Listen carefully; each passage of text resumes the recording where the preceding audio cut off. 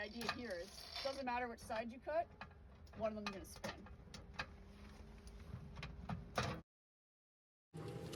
spin. Just want to show, if you cut the middle, even if this side doesn't turn, you know the other side will turn, no problem. As opposed to if you cut the wrong side of the lock and it doesn't turn. And then maybe you have to do a double cut or just cut the other side.